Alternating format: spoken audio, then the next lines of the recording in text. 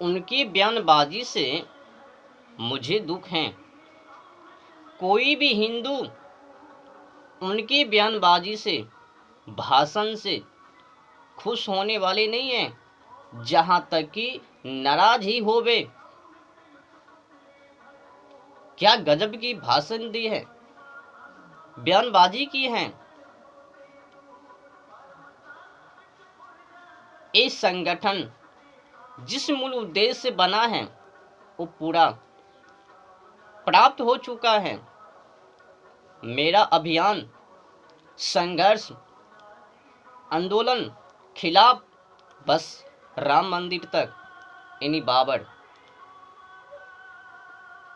मैंने तो प्राप्त कर लिया, राम मंदिर को तो हासिल कर लिया, बाकी भाड़ में। हर एक मस्जिदों के नीचे शिवलिंग को ढूंढने की क्या जरूरत है? भाईचारा निभाओ। क्या कायरता को दर्शाई है? आप कोई छोटी पदों पर नहीं हो, आप एक राष्ट्रवादी हो। आपने जिस तरह से कम जो सच्चाई है उनको तो सामने रख देता, पर छुपाने की क्या जरूरत? आपने जिस तरह से भाषण दिए हैं, बयानबाजी के हैं, वो एकदम हिंदुओं को दबाने की कोशिश की है, हिंदुओं से सच्चाई को छुपाने की कोशिश की है, हिंदुओं के साथ विश्वासघात किए हैं। आप एक सच्चे राष्ट्रवादी कैसे? कम से कम ये करता, जो सच्चाई है उनको सामने धरता, पर नहीं। मेरा संघर्ष बस बाबर मस्जिद और उनको राम मंदिर में बदलना हो गया, मैंने ले लिया। अब आगे जो उसने अताई किए हैं उनको खोजने की कोई जरूरत नहीं है। भाईचारा निभाओ। क्या यही राष्ट्रवादी कार्यकर्ता का सोच, नीति? शर्म करो, शर्म। आपने जिस तरह से बयानबाजी की है वो सरासरी गलत है, न्याय से दूर है, विमुख है। आज मैं हिंदुओं को उन लोगों की अक्रांताओं के बारे में बताऊंगा, उन लोगों की अक्रांता से जुड़ी सच्चाई से अवगत करवाऊंगा। आपने जिस तरह से छुपाने की कोशिश की है सच्चाई को, ये जो लड़ाई है, संघर्ष है, ये मंदिर मस्जिद की नहीं है, हक की है, ईमानदार की है, सच्चाई की है। अगर वो मुस्लिम लोग अपनी मनमर्जी से नहीं देता है, एक कहकर कि चलो हमारी पूर्वजों ने जो किया छोड़ो, मैं अपनी मनमर्जी से देता हूँ, ले लो, तुम्हारे ही मंदिर है, अगर ऐसा नहीं करता है तो सर्वे है। उन लोगों की पोल खोलने के लिए ही ये संघर्ष है, पर आपने जिस तरह से दबाने की कोशिश की है वो अन्याय है। पीछे की पूर्वज और आगे की पूर्वज ये भी जानना चाहिए। और आज वर्तमान समय में जो भी पूर्वज है वो भी तो जाने, जिससे छुपा हुआ है सच्चाई वो तो भी ज्ञात करे कि उन लोगों ने अपने शासन काल में क्या किया। क्या ऐसे ही हिंदू भूल जावे? बहुत हो चुका है, अब भूलने वाले नहीं हैं, हिंदू जाग चुका है। आप भले ही उनको सुलाने की कोशिश लाख कर लो, वो सोने वाले नहीं हैं, पड़ चुका है। उन लोगों की अताई के बारे में, अक्रांताओं के बारे में अध्ययन कर चुका है। आप लाख हिंदुओं को भरमाने की कोशिश कर लो, वो भ्रमित होने वाले नहीं हैं। उन लोगों ने जिस तरह से हिंदू माँ बहनों के साथ, हिंदू माँ बहनों को बंदी बनाकर अन्य देश में बेचा, कुछ को गजनी भेजा, कुछ के साथ बलात्कार किया, कुछ को अपना बना लिया, जिस तरह से उन लोगों ने 17 वर्षों की ऊपर की जबह की हैं, 17 वर्षों की नीचे की गुलाम बनाई, जिस तरह से उन लोगों ने मंदिरों को तोड़कर मस्जिद में ढाला, इबादत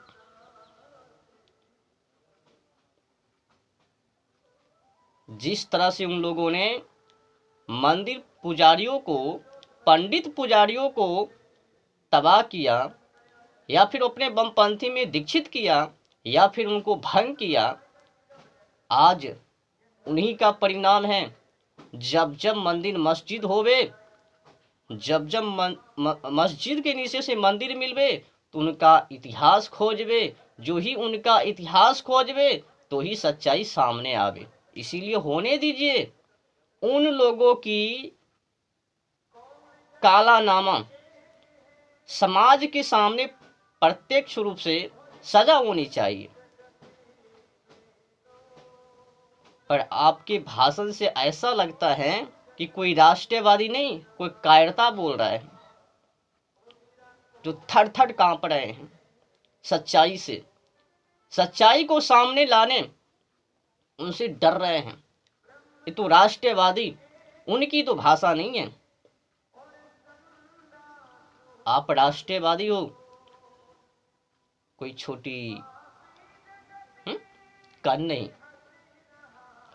जो कि कायरता की भांति अपनी प्रदर्शन को,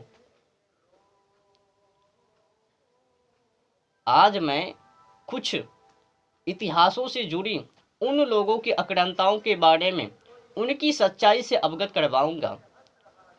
कई लोगों को ये पता है कि मोहम्मद बिन कासिम ने जो हमला किया 711 बारे में सिंध पर, उनका आक्रमण का मकसद क्या अरब की जो जहाज हैं उनको मुक्त करवाना? सिंध में जो बंदरगाह था, वहाँ उनकी एक जहाज, और उस जहाज को मुक्त करने से इनकार कर दिया, तो मोहम्मद बिन कासिम वो भड़क गए और हमला कर दिया सिंध पर। नहीं, ये मूल मकसद नहीं है। एक जहाज के लिए वैसा करबे, ये मूल उद्देश्य नहीं हो सकता। सिंध पर मोहम्मद बिन कासिम का हमला, इनके पीछे एक और मूल उद्देश्य भी था। मोहम्मद बिन कासिम का हमला मात्र लूटमार अथवा विजय की आकांक्षाओं से प्रेरित होकर ही नहीं किए गए। इनके पीछे एक और मूल उद्देश्य भी था। मोहम्मद बिन कासिम ने सिंध पर जो हमला किया, उसका स्वरूप ऐसा भी माना जाता है इतिहासकारों के अनुसार कि दंड के तुल्य भी था। वह सिंध सम्राट दाहिर को सजा देने के लिए हुआ था, जिसने देवल में, जो कि सिंध का एक बंदरगाह था, पकड़े गए एक अरब जहाज को मुक्त करने से इनकार कर दिया था। परंतु इस बात में भी कोई संदेह नहीं है कि भारत में मूर्ति पूजा और हिंदुओं के बहुदेवाद पर प्रहार कर यहाँ इस्लाम की स्थापना भी इन हमलों का एक उद्देश्य था। हज्जाज को भेजे गए एक पत्र में मोहम्मद बिन कासिम का यह उल्लेख है, राजा दाहिर के भतीजे, उसके योद्धाओं और प्रमुख अधिकारियों को ठिकाने लगा दिया गया है और मूर्ति पूजकों को या तो इस्लाम में दीक्षित कर दिया गया है अथवा उन्हें तबाह कर दिया गया है। मूर्ति वाले मंदिरों के स्थान पर मस्जिद और अन्य इबादत स्थल बनाए गए हैं। कुतबा पढ़ी जाती हैं, अजान दी जाती हैं, ताकि निर्धारित घंटों पर इबादत हो सके। तकबीर और अल्लाह अकबर की सदाएं हर सवेरे शाम गूंजती हैं। यह पत्र राजा के सिर के साथ भेजा गया था। इसे प्राप्त कर लेने के बाद हज्जाज ने अपने सेनापति को निम्नलिखित पत्र भेजा था। इसके अलावा तुम सभी बड़े और छोटे को सुरक्षा दो, शत्रु और मित्र में भेद ना करो। खुदा का कथन है कि मूर्ति पूजकों से कोई रियायत ना बरतो, यानी उनसे माफ़ी तोफ़ी, उनसे मिलाप, उनसे किसी तरह की दोस्ती ना, अपितु उनके गले काट दो। या समझ लो कि यही महान अल्लाह का आदेश है। तुम्हें अभयदान देने के लिए तुरंत तैयार होना चाहिए, क्योंकि इससे तुम्हारा काम और बढ़ जाएगा। इसके बाद उन दुश्मनों के अलावा जो सामान्य सैनिक हैं, किसी को ना बख्शो, मौत के घाट उतार दो। ये बयान ऐसा काला काम मोहम्मद बिन कासिम, ये मोहम्मद बिन कासिम यही तक नहीं रुका। उसने हिंदू माँ बहनों को बंदी बनाया, उनके साथ बुरा भी किया, दुर्व्यवहार किया। आपको पता है, जजिया कर सर्चिंग कीजिएगा, जजिया कर लगाकर पता नहीं क्या क्या कानून को बनाए। उस कानून के माध्यम से हिंदुओं को इतना तबाह किया कि जब आप लोग उनके बारे में, हिंदुओं के बारे में पढ़ोगे ना, आंखों से आंसू के अलावा और कुछ नहीं। एक से एक कानून को बनाकर हिंदुओं को तबाह किया। अगर हिंदू उनसे नहीं माना, खुश नहीं हुआ, तो उन लोगों ने अनेक कानून को बनाकर हिंदू माँ बहनों को बंदी बनाकर अन्य देशों में बेचने का भी काम किया। कुछ को गजनी भी भेजने का काम किया, कुछ के साथ बलात्कार भी किया, कुछ को बंदी भी बनाया, कुछ को अपना भी बना लिया, कुछ को अपने में शामिल भी कर लिया। जो ना मानी उनको तबाह भी कर दिया, जबा भी कर दिया। एक और कानून उन लोगों ने बनाया, अल्लाह को जो ना माने काफिर, वो तो कुरान की बात है ही। 17 वर्षों से लेकर ऊपर की तमाम सारे की जबा कर दिया। 17 वर्षों की ऊपर को, 17 वर्षों की जो ऊपर की, उनको नहीं छोड़ा, जबा कर दिया। जो 17 वर्षों से नीचे की, उनको बंदी बना लिया। और पंडित, मंदिरों की पंडित पुजारियों को या तो बंदी बनाया, या तो उनको तबाह कर दिया, विध्वंस्त कर दिया, जबा कर दिया, या तो अपने बमपंथी में दीक्षित कर लिया।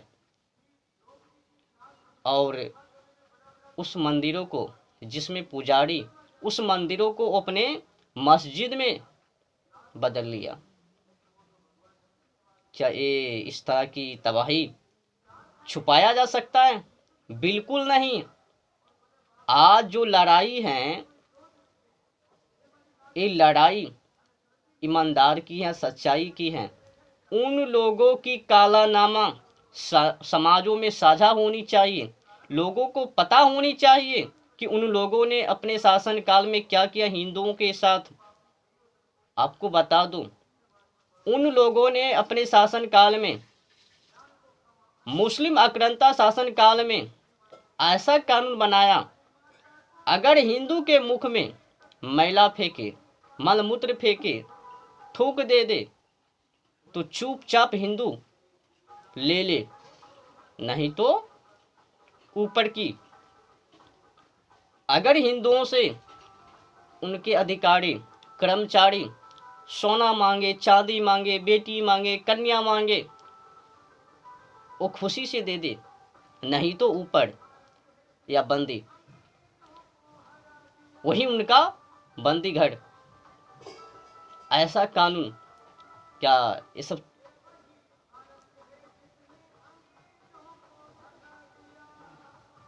जब आप उनके इतिहासों को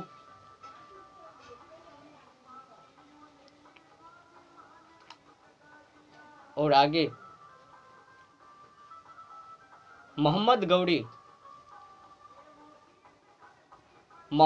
गौरी ने भी और गजनी ने भी वही काम किया।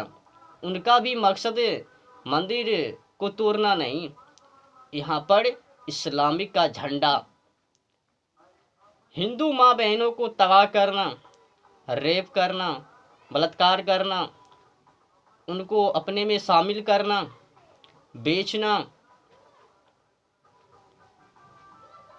एक से एक कानून बनाकर रखा हुआ था।